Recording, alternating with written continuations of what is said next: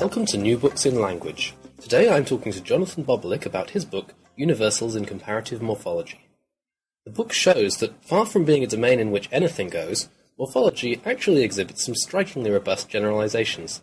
In this interview, we outline the generalizations and their evidential basis, relating to the domain of comparatives and superlatives, and we go on to discuss apparent counterexamples, why the comparative should be contained within the superlative at an abstract cognitive level, and how similar generalizations can be found in domains as diverse as person marking and pronominal case. I'm talking to Professor Jonathan Bobaljik of the University of Connecticut about his book, Universals in Comparative Morphology. Jonathan, to start off with, could you tell us a bit about yourself, your background and your career? Sure.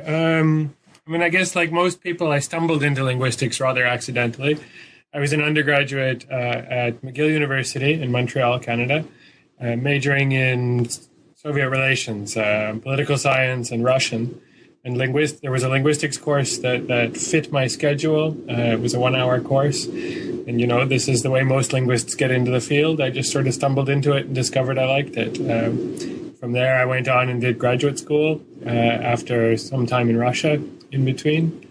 And I guess I ended up here. So what was it about morphology that drew you in? Funnily enough, morphology was actually the first course beyond introductory linguistics that I took as an undergrad. And I guess what I liked was just the puzzle aspect of it, looking at lots of languages, looking for patterns, trying to solve puzzles. So what about this particular book? What gave you the idea to start working on the topic of comparatives and superlatives? I don't really know, to tell you the truth, what started this off. I know that one thing that structured this book was change in my family situation. We had a small child, and that meant that I didn't have large periods of time to work anymore. So I would find little bits of time now and again. I had this question. I made this observation for a couple of languages, the kinds of patterns that we'll talk about today. And I discovered that with having only an hour in an evening to work over sort of on a regular basis, what I could do is pick up descriptive grammars off the shelves or through interlibrary loan and look at a couple of grammars a day. And that's why I took on a project that had this large comparative aspect to it. It's also a case where linguistic universals, the question of whether there are patterns that hold of all languages, have in a sense come back to the fore, or should be coming back to the fore in research. They were put aside for a while, a number of other questions came up, but we now have much better access to large amounts of data, lots of descriptive grammars through the web, for example. We can undertake these kinds of projects much more easily. So that was certainly a draw to me, the idea that we should be looking at large-scale samples and looking for universal patterns in them. And this project gave me a chance to do that. So the book is structured around a few empirical generalizations that you've observed and tested. 3 central ones, as it seems to me, of which the first one is the Comparative-Superlative Generalization. Could you give us an overview of that generalization? Right, so the generalization is very accessible, very easy to state. If you look at languages that have suppletion in adjectives, like English, for example, we have good, and then so we have big, bigger, a regular adjective, big, bigger, biggest. And then we have, instead of good, gooder, goodest, we have good, better, best. Right? And you think of this as sort of the most irregular kind of patterning that you can find. And what we find is that there's regularities of patterning that occur in language after language. So the comparative-superlative generalization is the generalization that if you start with good and the comparative is better, then the superlative is going to be built on the comparative or built on the root of the comparative. So you get good, better, best, and not good, better, goodest. I mean, in and of itself, that's just an accidental, weird historical fact of English. Something changed, of Germanic. Something changed, 1,000, 1,500 years ago, and that's the way it is. And the reason it's the way it is in English is simply because of the history of English.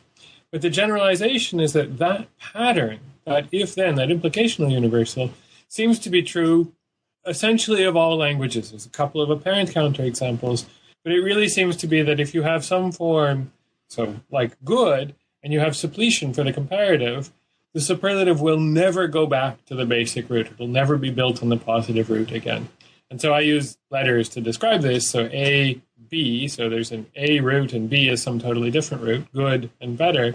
You get ABB and ABC, which we'll come to, but never an ABA pattern. So it's this absence of ABA cross-linguistically that's the really striking thing. You mentioned a couple of apparent counterexamples, and you discussed these in the book as well. How can you go about dealing with those? Right. So this is one of the interests in looking at universals in this way is the holy grail here being whether these guys are truly universals, exceptionalist universals, or whether they're statistical trends. So the counterexamples are extremely important. I look at, and we can talk later about how I do the counting here, but so I look at patterns of cognates instead of counting languages. And there's some 116 or so thereabout examples, of which only a tiny handful, depending on how you count, maybe 3 or 4, look like counterexamples.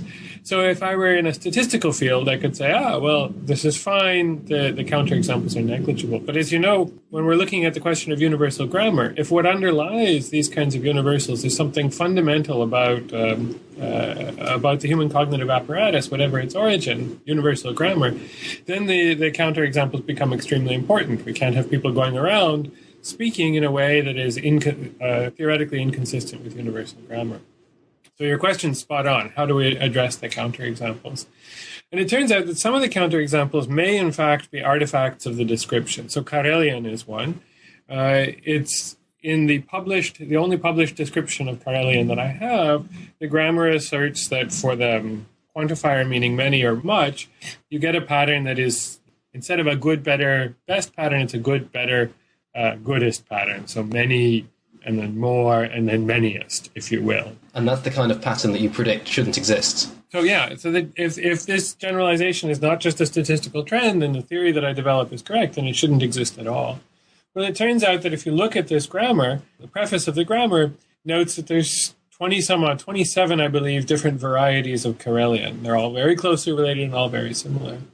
And so a research assistant of mine happens to be from Karelia, and spent part of a summer there for me interviewing Karelian speakers. And she wasn't able to find a single Karelian speaker who had this offending pattern, the many, more, manyest pattern. They all had different patterns, and many of them had, in fact, the expected pattern of many, more, most, with Karelian words, of course. And somewhat subsequently, a Karelian dictionary came online, and that, of course, has the many, more, most pattern. So I'm not disputing the characterization of the data that's in the published description, but what I suspect is that published description involves variation from a few different sources. So it takes a few different speakers, collects together the forms that they accept, and I'm wagering that no individual speaker shows exclusively an ABA pattern, even though it is reported as such in the literature, that report is actually a mix of various varieties, various dialects, if you will. So in answer how we address a counterexample, that's how I've addressed that counterexample. And obviously this can be investigated further. So that's an apparent counterexample Right. that upon closer examination actually doesn't look like it constitutes a counterexample at all. Exactly right. Okay, so your second generalization, the second big generalization of the book, is the synthetic superlative generalization. Could you explain that one for us?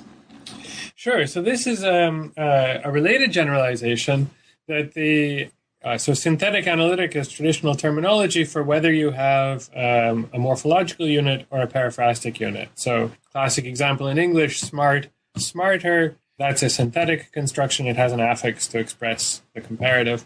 Whereas the analytic form, say for intelligent, we don't get intelligenter, we get more intelligent. So it turns out there's lots of languages that have only analytic constructions for the comparative. The only way to make a comparative is with a word meaning more. There's no affix for it. It turns out that in no language that uses exclusively periphrastic forms for the comparative do you find affixal forms for the superlative. So you never find language-wide a pattern like long, more long, and then longest. And why that's interesting is I claim that it has the same, the theoretical mechanisms that underlie the first generalization we talked about, the comparative-superlative generalization. The same mechanisms underlie the explanation of this generalization. Let's talk briefly about those mechanisms then, or even not so briefly, because it's crucial for your accounts to get these generalizations to fall out that you adopt this version of distributed morphology. Could you explain that framework? Right. Okay. So we'll start with a bit of background in this. The two key pieces of this framework that are relevant to the discussion are that it is let's say the one key piece is that it's a realizational framework. What that means is that we posit an abstract morphological structure stated not in terms of the actual exponents, the actual forms you see, but stated in terms of a hierarchical structure to the features. So we know words have internal structure. Longer has two pieces. There's the long piece and there's the ER piece. What turns out to be key to understanding the generalizations we've just talked about is the claim that that structure, the adjective followed by a piece, the abstract piece ER or the abstract piece comparative, that structure is formed prior to the rules that assign phonological forms to the affixes or to the various morphemes. And that's obviously controversial. There's many theories that reject that. Many theoretical frameworks say, no, what we have is words. The basic unit of computation is words, or the basic unit of computation is the morphemes in the traditional sense of pairings of sound and meaning. Distributed morphology distributes the work of morphology across various parts of the derivation. There's a part that deals with the abstract entities and generates the structure, and then there's a separate part that comes later that assigns phonological form to that. So that turns out to be key for let's go back to the comparative-superlative generalization, the good, better, goodest, the absence of good, better, goodest, and the existence of good, better, best, or bad, worse, worst. The central claim here, the two central hypotheses are, one, that superlatives are always built on top of comparatives, that even though it doesn't look like it in English it looks like what you do is you add the est to an adjective, you get long, longest, right? What you really have inside there is a hidden comparative, and that's there historically. We know that, but the claim is that that's there synchronically, that the superlative is built from the comparative. So it's really at an abstract level, if you will, long-est. And in lots of languages, there's a discussion of this in the book, that's transparent and you see it overtly. Okay, so you have this hypothesis, I call it the containment hypothesis, that the superlative properly contains the comparative in all languages, always, whenever there is a superlative and a comparative. Okay, and I have a reason for that, but we'll say that's there. If that's there, and you combine that with the distributed morphology assumption that there are rules of exponents. In DM, we call them vocabulary insertion rules. It's the same thing. These are rules that relate an abstract feature structure to the actual forms that expone it, the actual morphemes we hear, the phonological pieces. If those are rules, then one thing that we know about rules, and we've known basically forever, is that when two rules can apply to a structure, when there's a competition, you get an ordering called the elsewhere ordering, where a more specific rule will bleed or block a more general rule. Okay, what does that mean? We put these two pieces together, and we find that, so for a normal adjective, you get long, longer, longest, big, bigger, biggest. There's a rule that spells out the root as long or as big or whatever. But in the case of suppletion, there's two competing rules. There's two rules that can spell out that root. There's a rule that can spell out, let's say, good, better. There's a rule that pronounces the root, meaning good, the adjectival root, as good. And there's a rule that pronounces the root, meaning good, as be or bet in the environment of the comparative. Right? So we've got two rules here that are in competition. One of these applies in a narrower domain, namely just the comparative, and the other applies more broadly. So good is the default rule, and we see that, for example, in nominalizations and goodness and things like this. So, okay, bringing those two things together, because DM treats these as rules, the elsewhere condition says if two rules are in competition, the most specific rule that will fit that context will win. Now, if the superlative properly contains the comparative, if the superlative always contains the comparative, when you're competing between the plain, the positive, the plain root, the default form, good, and the rule that spells out good as bet in the environment of the comparative, the superlative is a special case of the comparative. So the rule that applies in the comparative will automatically spread to the superlative. So you'll get good, better, best. There's no way to derive good, better, goodest. Why not? Because the rule that spells out the root as good can't apply in the superlative. It's blocked by the comparative rule. That's really all there is to the theory. I mean, there's a whole book, but that's really all there is to it.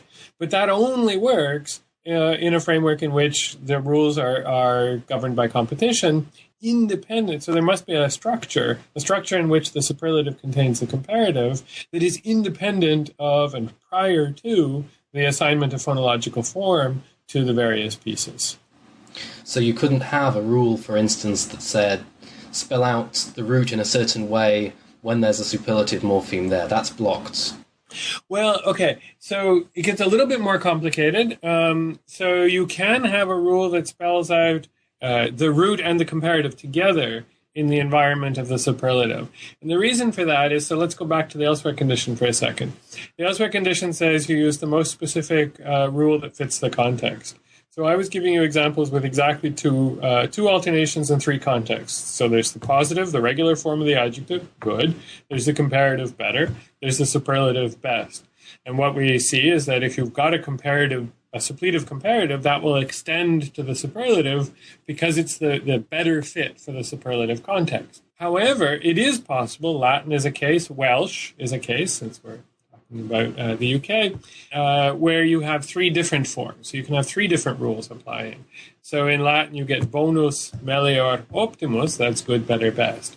Why? Why can you have three? Why doesn't melior extend to the superlative and give you mellissimus or something for best?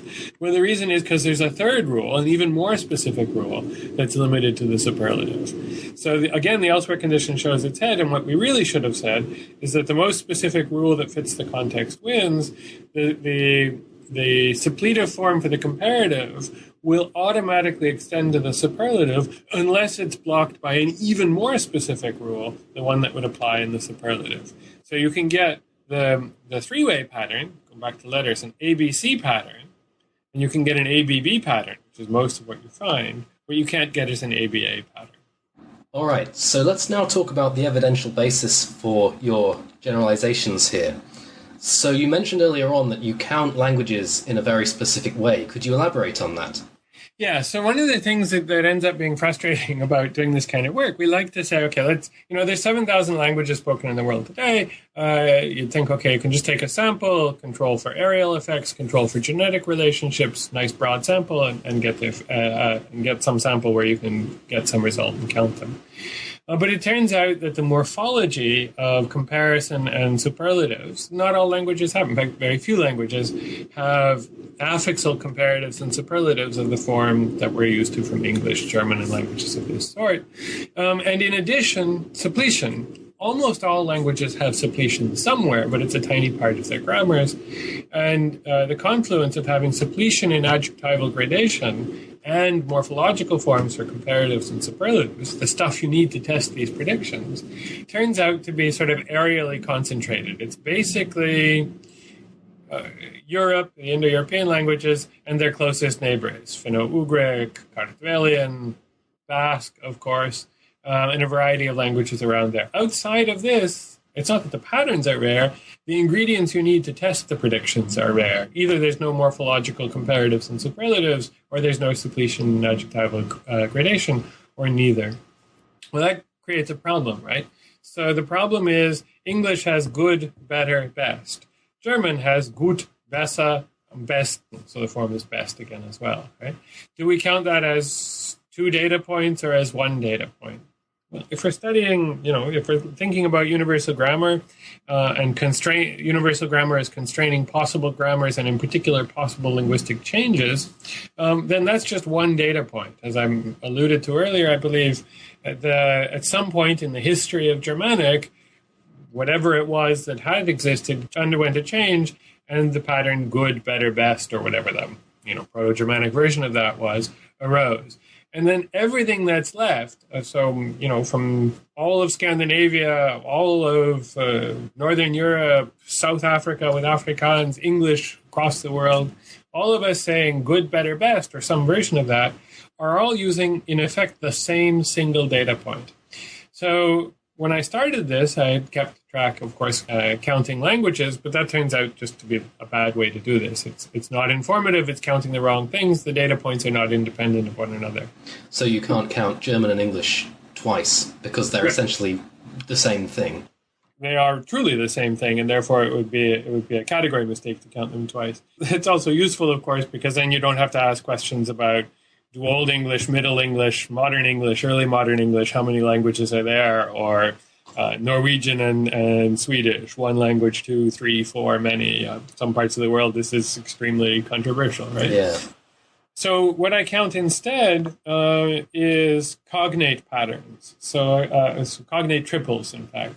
So the good, better, best, and any language, so any Germanic language that has all three positions cognate with good, better, best, that turns out to be a single data point, as we just discussed. So that counts as one. I gave the number 116 earlier. That's one of the 116 patterns, no matter how many languages that represents.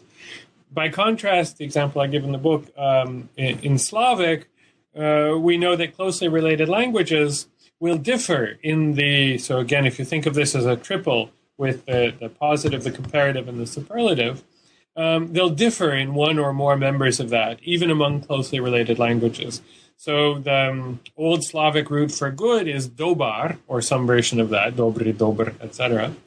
And that means good, and it suppletes in most modern Slavic languages, but you get different roots for the comparative. You get bolje, historically meaning big, meaning better in some languages, so you get dobar, bolje, najbolje, and then in others you get dobar, lepše, najlepše. So you get you get a shared positive root, but differences in the comparative and the superlative. So I count those as separate triples because each of those, when I count cognate triples, is a proxy for linguistic changes, historical changes. And that's what we're really interested in here. Because if there is a universal grammar, if universal grammar is truly that there are cognitive constraints on possible grammatical representations, on possible grammars, so central thesis in the book, then it must be that this plays out as constraints on linguistic change. Basically, a you can't get there from here kind of model. And that means that what we want to do is count examples of linguistic change and ask how many of them change, in what ways do they change, and how many of these yield a pattern that I've alleged should not be derivable. And the answer, I contend, once you look at the counterexamples and find an alternative explanation, as we did for Karelian, is 0. That you count, there's 116 distinct triples that we find across the world's languages, and essentially none of them, again, once you look at the alleged counterexamples, none of them are convincing examples of a change that yields a pattern that should not be derivable, and that, of course, supports the theory that it's impossible. So you mentioned that there's an Areal skew here, and that most of the languages with the right kind of suppletion and also the morphological superlative, that combination tends to be found in Europe, and I think you mentioned in the book Cherokee as well, as an example of that. Why do you think that is? Is that just coincidence? Yes. I mean, the short answer is yes. So the slightly longer answer, I assume you want a slightly longer answer than that? Yes, please. The ingredients that are needed for this to arise are themselves unequally distributed across the world's languages. So one of the things that I found surprising, though in retrospect shouldn't have, in embarking on this study, is the variety in the way the world's languages express comparison. So there have been prior studies of this. Typological study by Leon Stassen is one of them. There are really, let's say, 3 major ways of expressing comparison in the world's languages. And so I'll give them to you with sort of English-like words because it's easier that way.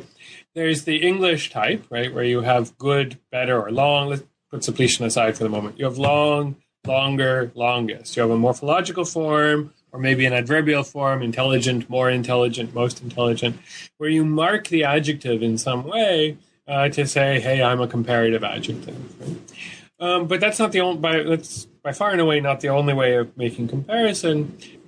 Roughly, let's say, a quarter of the world's languages use a construction where instead of doing this, you use a verb meaning exceed or surpass. So you surpass me in being tall, or you are tall exceeding me would be how you would have to say you are taller than me. There's no way of marking the adjective. You use this periphrastic construction. And we can say that in English, but it's not the normal way of expressing comparison.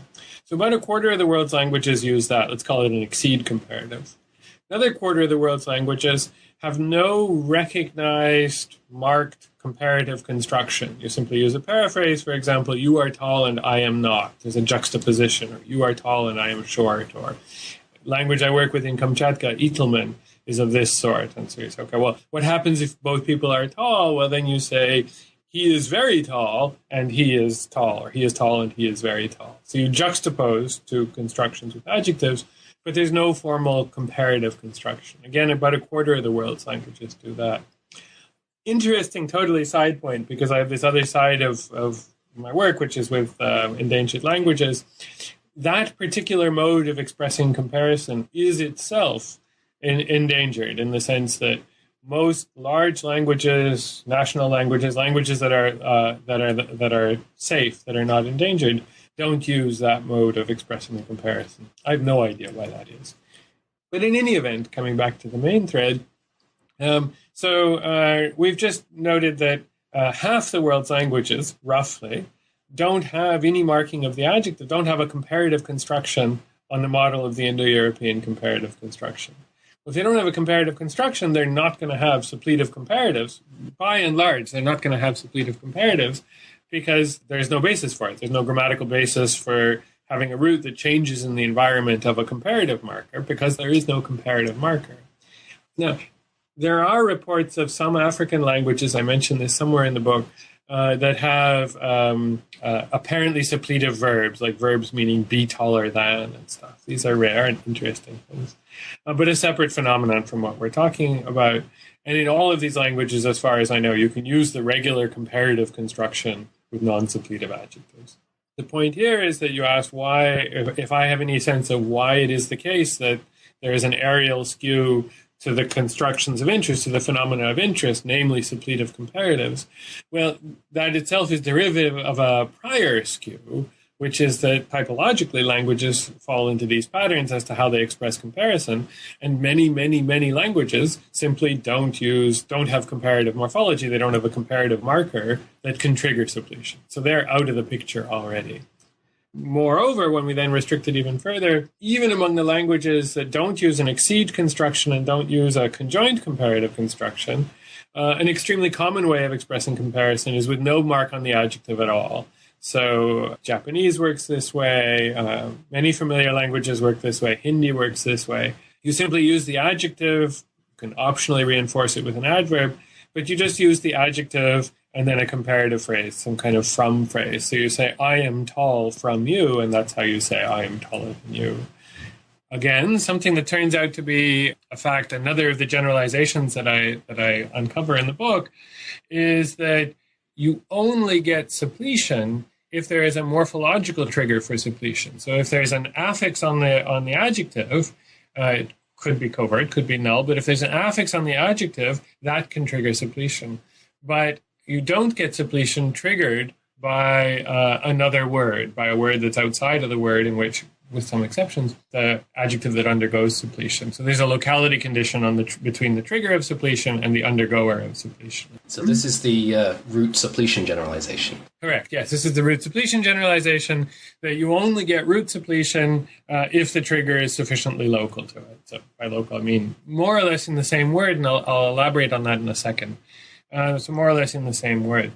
So again, even among the languages that have a recognized comparative construction, if the comparative construction is always periphrastic, by the root suppletion generalization, they can't have suppletion. They won't find suppletion as a means of in the comparative.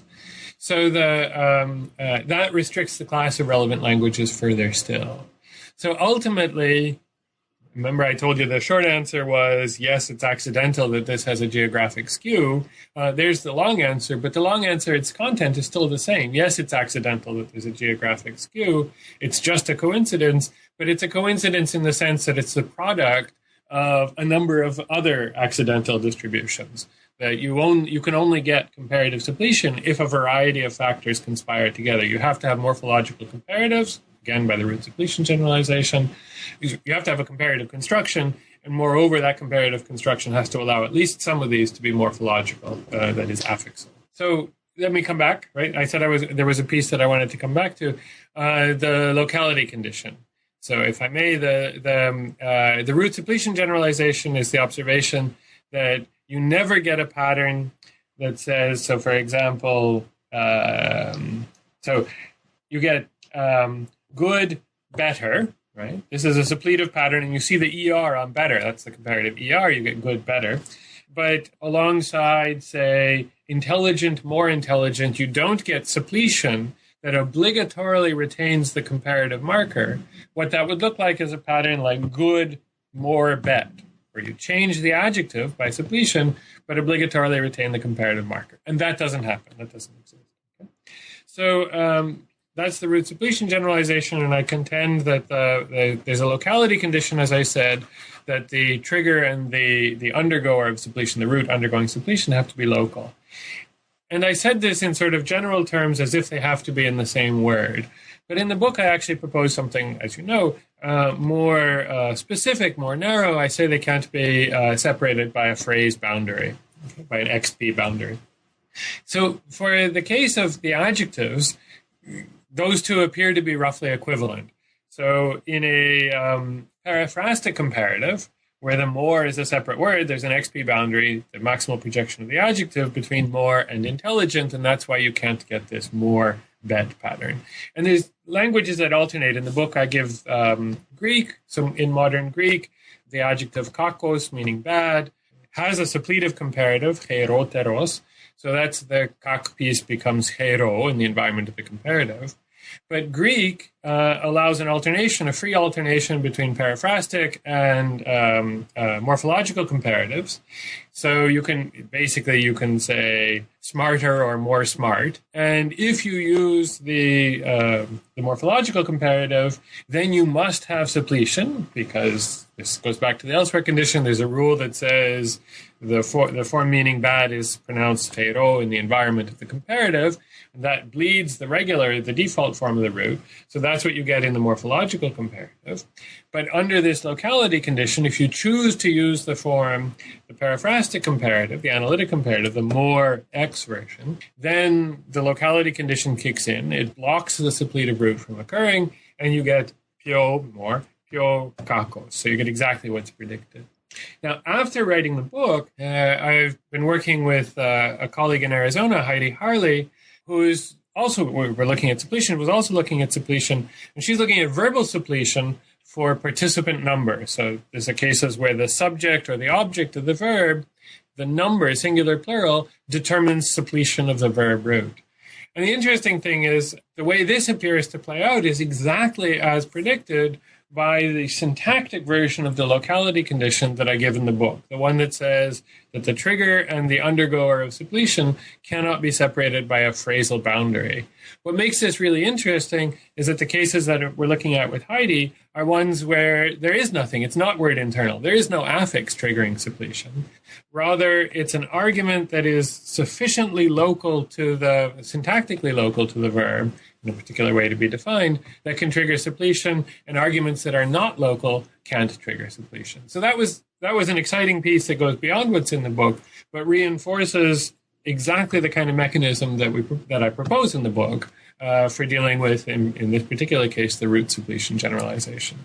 Another chapter mentions quantifiers. Do you think those should be treated like adjectives with respect to the generalizations that you mention? Yes. I'll give you, again, short answer, long answer. Short answer is yes. The yes here is that they appear to be. They appear to be obey the generalizations, and that's why I was worried about Karelian. This is why I sent somebody to Karelia to look for the elusive Karelian quantifier superlative. They appear to obey the same generalizations, if the account I've given, if I exclude all other possibilities, and that's the only account for the absence of ABA patterns, the good, better, goodest type patterns, if the more, so many, more, and then you get most and not manyest, shows the same kind of pattern, then they better fall under the same account, right? The nature of the theory is such that they should fall under the same account, so they should be treated the same way. I don't have a deep answer as to why quantifiers should have the same kind of structural properties as adjectives. In many theories, quantifiers can be determiners. They aren't adjectives. They have a different type. So it's not a priori clear that they should fall in that way. It's just they seem to. So you're right. I mentioned it in the book, and I struggle with this a little bit in the sense that it appears that they work that way, but I don't know exactly why. But that's an empirical finding, which is quite exciting for theories to try and explain.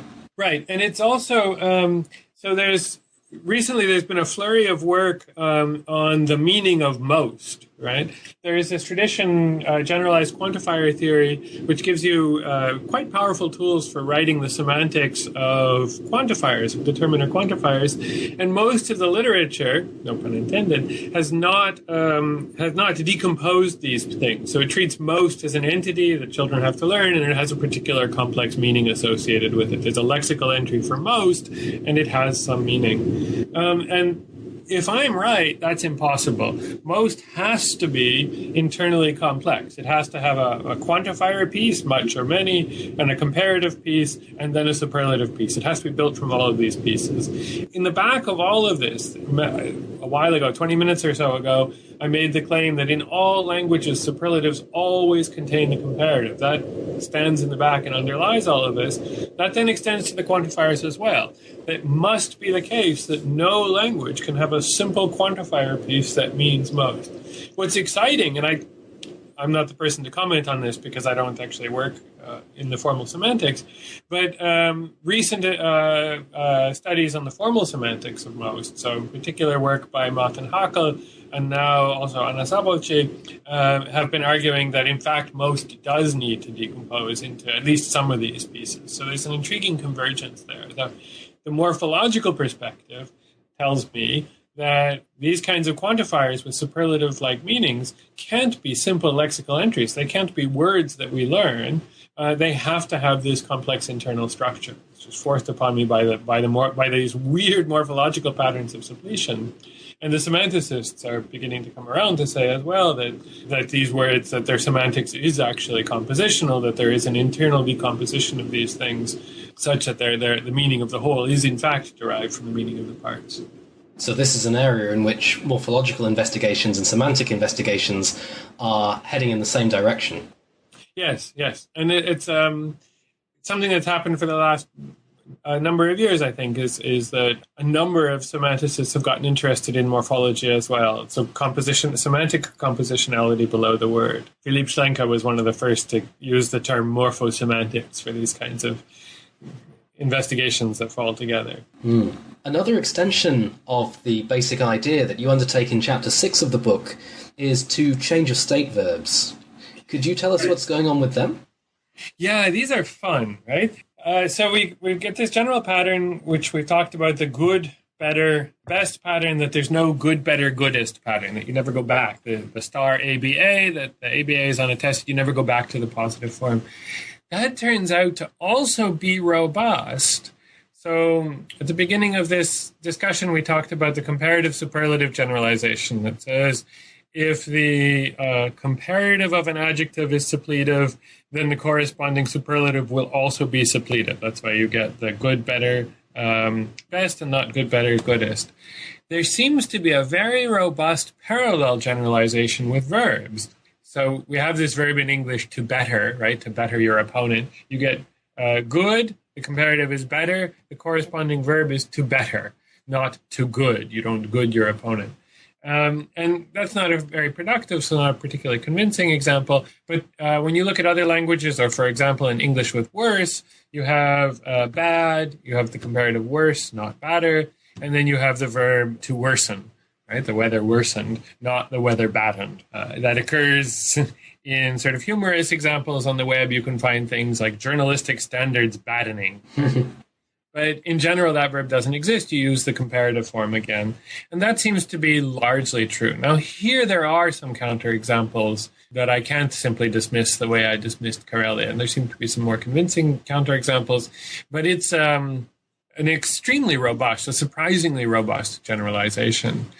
And again, that becomes very interesting because if the proper account of the absence of good, better, goodest is that the superlative properly contains the comparative, then if we do, or some enterprising graduate student comes along and does manage to get rid of all of the apparent counterexamples for the verbal analog of this, the bad, worse, worsen, and not bad, worse, baden, then we need to conclude, in contrast to a lot of previous literature, that the deadjectival change of state verbs must be built on top of the comparative and can't be built on top of the positive. If they could be built on top of the positive, you should have two verbs, a verb worsen and a verb baden. The verb worsen meaning to get worse and the verb baden meaning to get bad. Certainly in paraphrases you can do this. You can say it became bad or it became worse. Both meanings are possible. So it's not a truly semantic generalization. It's a morphological generalization, which, if I'm right, is a generalization about structure. The verb stuff then ended up being fun because unlike the adjectival stuff where you can look up in most grammars what the comparative and superlative forms are, it required a little bit more digging to find the verbs. And there's a lot of apparent counterexamples on the web that you can then look into more detail. And again, as I said, many of the apparent counterexamples fall, like the journalistic standards badening, but there's a residue that's left. So if I can move on to a big picture question, underlying all of your account of the generalizations so far has been this containment hypothesis, the idea that the superlative, the representation of the superlative, contains the comparative as well as the root. Now, why do you think this holds? What does it follow from? Right, so this is then the question that brings this to another level. What's behind all of this? So we have it sounds like it's theoretical, but it's actually an empirical claim here that this happens to be true, that the superlative always contains the comparative. So the deeper question about why, I don't have a specific answer, but I have a speculation about it. And the speculation I have is that I call it in the book a complexity condition, that there are universal constraints on the packaging of meanings into morphemes. And so more specifically, that there is a maximum complexity on the meaning associated with a functional morpheme. So if we step back for a second and think about the meaning of the comparative, it has a semantic operator, it has a fairly rich meaning, component is greater than, so more means, greater than in terms of quantity or whatever. So the comparative has a very particular meaning. Now, what does the superlative mean? Well, in terms of meaning, the superlative contains the meaning of the comparative. It means more than all others. And in fact, this more than all others is more than just a convenient paraphrase. The majority of the world's languages, or at least the most common means of expressing the superlative numerically in this study, regardless of how the comparative is expressed, is by using the comparative alongside a universal quantifier. So, we can do this in English. You can say, some basketball player, Will Chamberlain, is taller than all others, showing my age here. In general, you can also have this superlative form tallest. But many languages lack a dedicated superlative. They simply use a universal quantifier. Again, we go back to the semantics literature. We know that universal quantifiers are semantic operators. They are particularly semantically contentful elements. And so the thesis is going to be that the meaning pieces of a superlative and a comparative are both internally, or let me say that differently. The superlative, in terms of its meaning, contains the meaning of the comparative and contains, in addition, a universal quantifier, or maybe a definiteness operator. That's another way of making superlatives. In any event, it contains an operator over and above the operator that is contained, that defines the comparative. And so the thesis is UG simply doesn't allow you to package two operators into a single functional affixal head or a single functional head. Now, that's obviously vague, right? You want to go beyond this at some point and make this more precise. But the general idea is that what underlies the containment hypothesis is a semantic restriction of this sort. And of course, in the last chapter, what I do is I look at the the possibility of having other evidence for this kind of complexity hypothesis. What would that mean? It would mean other evidence that says that certain logically possible combinations of meaning can't be packaged into a single functional head, but have to be distributed or split into two functional heads, into two affixes in the cases of affixes. So there should be, just like I argue that we find evidence that you never get, although it looks like you get, on the surface, you never underlyingly get a true superlative as a single affix. There is no superlative affix per se that is a minimal, undecomposable unit of sound and meaning that can go on to adjectives. It's always decomposed. We should find other examples of this sort, and we should find them in sort of relatively predictable areas. This is where lesslessness comes in, the intriguingly named Lesslessness Generalization. Yeah, exactly right. So this generalization, and this is the one that is by far and away the most robust in the book. So there's, regardless of how comparison is expressed in a language, there is no morphological analog to a less comparative. That's why I call it lesslessness. There is no less. All languages are lessless. They have no affix meaning less. So what does that mean? You get patterns. So smarter. What does mean? Means the same as more. So you have more smart, smarter. Means more. It's an affix that has exactly the same meaning as more, essentially. But you can talk about someone being less smart, but there's no affix that you can make that would be analogous to smart, as smarter is to more smart. There is no affix that you can put that expresses a comparison of inferiority. Now, that could be a fact of English, but it turns out to be entirely robust. So I looked at 300 some odd languages for the book. Not a single one has anything where you even have to squint and wonder if we have to jump through some theoretical hoops to redescribe it. There's no apparent counterexamples. There's nothing. It's an extremely robust universal that no language has a morphological expression, affixal expression of a comparative of inferiority. That's very striking. So how does that follow from the complexity ideas? Right. So there's an idea that's been around for a long time that adjectives that occur in pairs with polar antonyms, so like tall and short, etc., that the negative member of the pair is in fact derived from the positive member with an additional piece of meaning that's like a negation but not exactly a negation. Heim calls it a little operator. It's essentially a scalar reverser. So tall and short occur in a relationship. They're a pair where they refer to the same scale, namely the height scale, and tall is the default neutral form on this scale. If you ask how tall is somebody, you're not implying that they're going to be necessarily tall relative to the context. You're just asking for their position on the height scale. And if you compare that tall and taller, taller just means going up the height scale. Short just means the same scale, but going in the opposite direction in terms of measurement. So if someone is shorter, they're lower on the height scale. This is the polarity reversed member of the scale.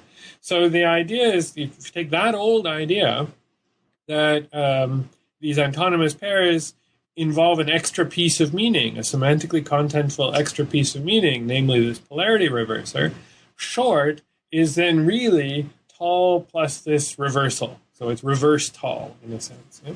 Mm. Okay, so what does less mean? Well, less, if you just look at less and more for a moment, less is the polar antonym of more. So less is the comparative of few, right? It's fewer, basically, or smaller, or littler. Yeah. So we know that the comparative of inferiority is derived from the comparative of superiority by this polarity reversing operator. Okay, so what happens if we try to put those things together? Well, the complexity hypothesis says, well, now we're dealing with two pieces again, right? We're dealing with the comparative, which has to be packaged on its own, and we're dealing with this polarity reversal operator, which, let's say by the complexity hypothesis, just like the universal quantifier in superlatives, has to get packaged on its own. So there is the answer to the question of lesslessness, or at least step one of that answer, is to say a comparative of inferiority, less smart, is actually more reverse smart, more not, if you will, more not smart. It's got two semantically contentful pieces, and although they're pronounced as a single word, a single apparent morpheme in English less, they don't have to be. In German, it's weniger. It's the same meaning, and you see the comparative and the few piece in there. So what you get is this effect that, again, these have to be split into two pieces. Okay, so they got to be split into two pieces. Why can't they be pronounced as a single word, just like best or largest or longest is pronounced as a single word? And here the answer comes again. A while ago you asked why distributed morphology. One of the central hypotheses about distributed morphology is a cyclicity hypothesis, that words are built from the inside out, from the lowest node up through the highest node. You start with the innermost part of the word in the derivation. So, again, we also talked about distributed morphology as being a realizational theory. The structure is there in terms of abstract features that are then subject to phonological realization. So, if we take the complexity hypothesis and we take together the complexity condition that restricts things to be restricts the packaging of meaning into single functional heads, and we take the idea that a comparison of inferiority involves a polarity reverser, a negative head, and a comparative, then what happens if you take tall and the polarity reverser, put that together, and then put the comparative on top of that? That's the semantics of what less short should be, namely more, not short. And if you do that paraphrastically, you can express it as less short, and that's totally fine. You get less short. Right? Or, sorry, less tall. I misspoke there. You've got tall, you've got the polarity reverser, and you've got the comparative. If you express that paraphrastically, that comes out as less tall. But if you want to express that affixally, if you want to express the whole thing inside a single word, you start at the bottom and you put together tall and the polarity reverser. Well, as soon as you do that, you have that already defined in the grammar of English, namely short. That's the adjective short.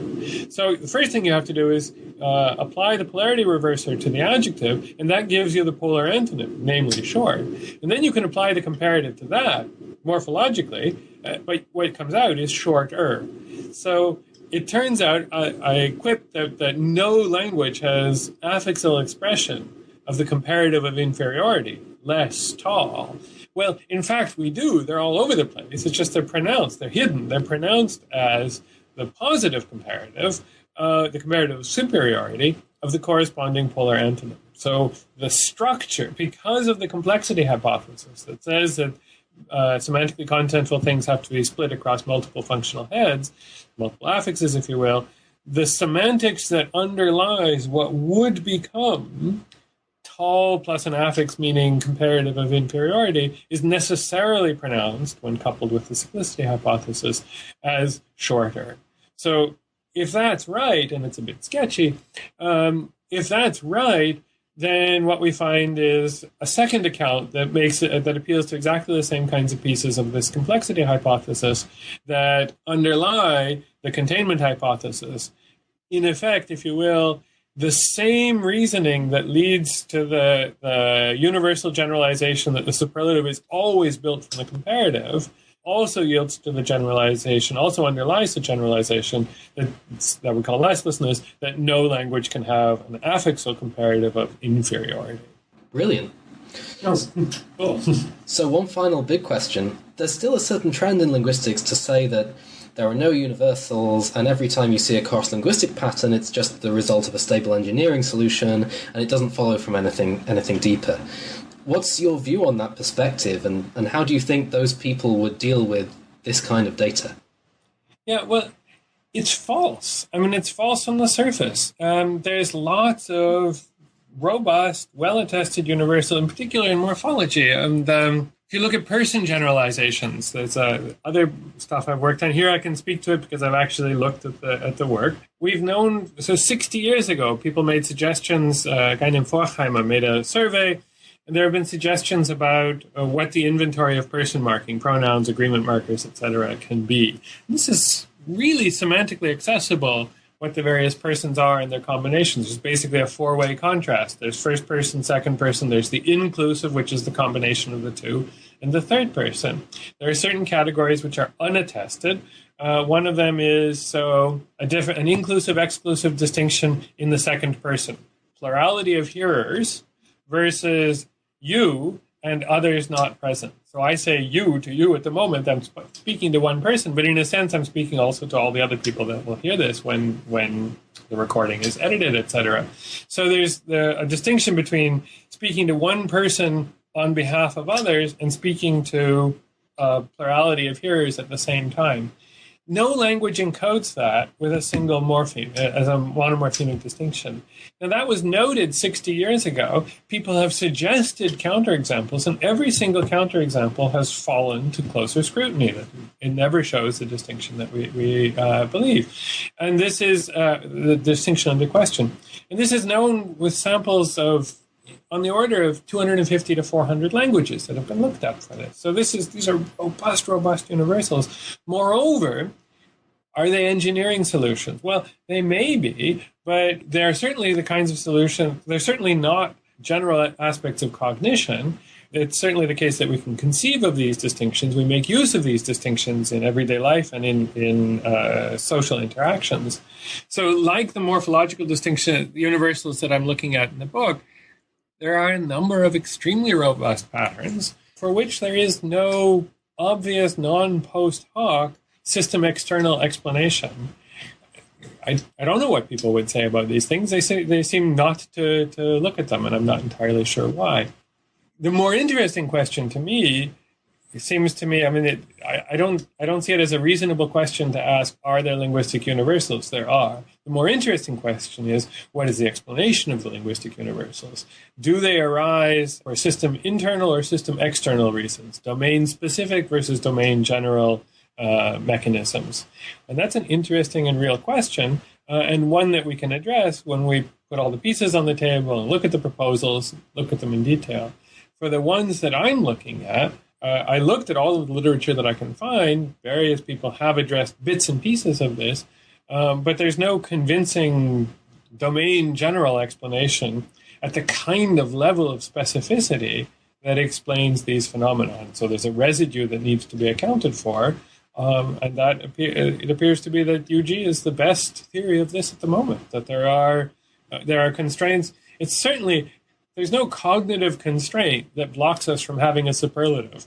There's no obvious cognitive constraint that blocks us from having a monomorphemic superlative. We English speakers have thought we had one. Good semanticists have written meanings for the superlative. It's trivial to write a meaning for the superlative. Well, not trivial, but it's a good semanticist can do it. So if I'm right, and the facts seem to bear that out, that the superlative is always and necessarily built from the comparative, then that's telling us something about the cognitive representations of language, in particular specific to language. So that's exciting. We are where we were 60 years ago. Linguistics is a fundamental pillar of the cognitive sciences. By looking at linguistic patterns, we learn something about human cognition. Let me just add one little piece to this. One of the reasons that I looked in the book at these large samples, or one of the interesting aspects of this, is that suppletion itself is a extremely irregular, weird corner of grammar. There's four items in English four adjectives that undergo suppletion: good, bad, many, and few. And that's it. That's basically it. And English is pretty rich. Many languages have one or no adjectives that undergo suppletion. And in fact, remember I said that you don't get the pattern good, better, goodest, and I say that's excluded for principled reasons. In English, you also don't get the ABC pattern, the Latin-like pattern, where we have bonus, melior, optimus. You don't get good, better, optust, or something of this sort, right? So English, you have this very small set of data and for any language, you have a very small set of data where there's all kinds of things that are missing, that are unattested. But some of these are missing for accidental reasons, and some of them are missing for principled reasons, I contend. You can only see that if you look at a large-scale sample. Again, counting cognates is a stand-in for counting examples of historical change. So what we're really looking at is something that only becomes systematic, only becomes significant over these large samples. Well, if that's right, then this is, and I use this term in the book, it's a twist, if you will, on the poverty of stimulus argument, because no individual speaker, no individual child is faced with a broad enough sample, which would necessarily be many, many languages, to understand which gaps are significant and which gaps are accidental. The key data only arises in these samples that are so broad that the data that's involved is not accessible to any given speaker. So this has got to be telling us something very interesting and much deeper than what a surface-oriented statistical generation of patterns from the input data could possibly tell us. The patterns are real, and the explanations are not the kinds of explanations that can arise from just looking at input data. There must be something deeper that's telling us something about cognition. Now, I contend that that's telling us something about UG. Put an alternative on the table and we can talk about the alternative. But it's definitely telling us something about cognitive representations. So time is running short, but just finally, now that you're done with comparatives, at least for the time being, with this book, what are you planning to do next? Do you have anything exciting lined up? Well, I'm excited by it because this is the kind of stuff that excites me. But I'm working with a number of graduate students here right now looking at other patterns of suppletion. If I'm right, these kinds of patterns, these kinds of gaps, that say the ABA, the good, better, goodest, the absence of good, better, goodest patterns, tells us something about, as I just said, cognitive structures, limits on grammatical representations, and in particular about containment.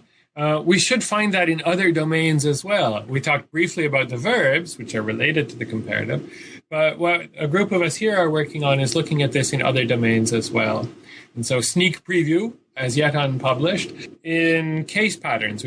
For case patterns for pronouns, we find the same thing. So in English, you have the I, me, and then we'll say my, pretend it's the genitive. Right? This is a general Indo-European pattern that you have the E or Y-based first-person singular, and then M-based non-nominative forms of that.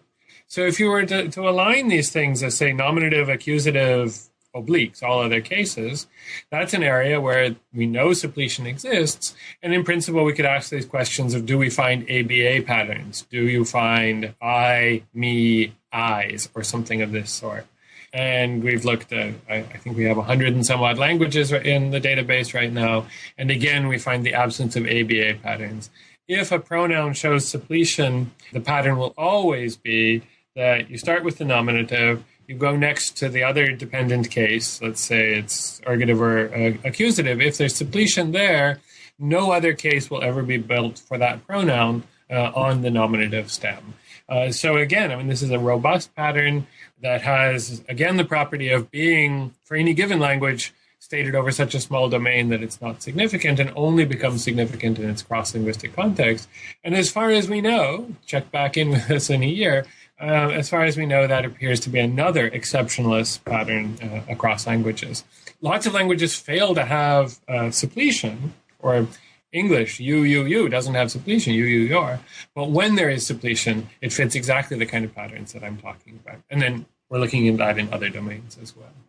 Okay, well, I look forward to seeing the written-up version of that. But in the meantime, I'll just have to say thank you very much for your time today. Thank you very much for listening and for being interested in the work. I've been talking to Jonathan Bobaljik about his book, Universals in Comparative Morphology. This is George Wharton for New Books in Language, saying thank you for listening.